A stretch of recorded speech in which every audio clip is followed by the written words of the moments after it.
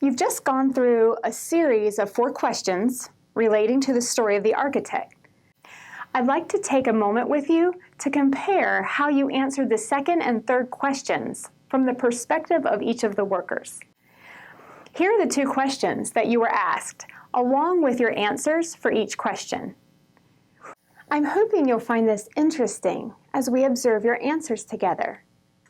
So, in an analysis of your worldview of rewards, it seems you view these questions from the perspective of focusing on how the architect's favor increases your status.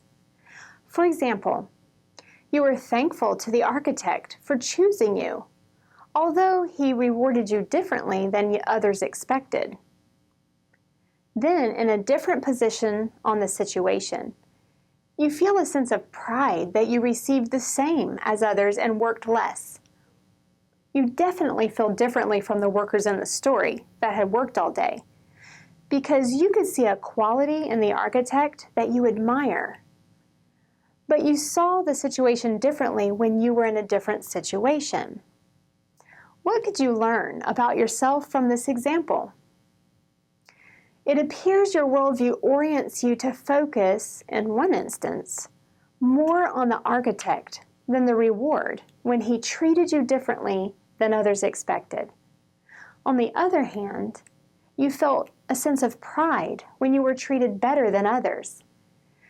Feelings are neither right nor wrong, but when you had an advantage, your sense of pride turned your focus more on how rewards are distributed than the qualities of the reward giver.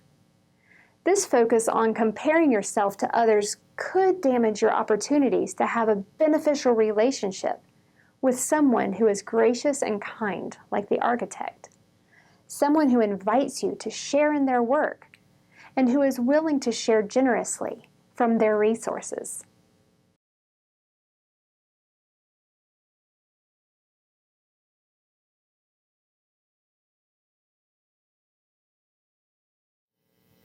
Finally, let's explore one last point the storyteller may be wanting you to know.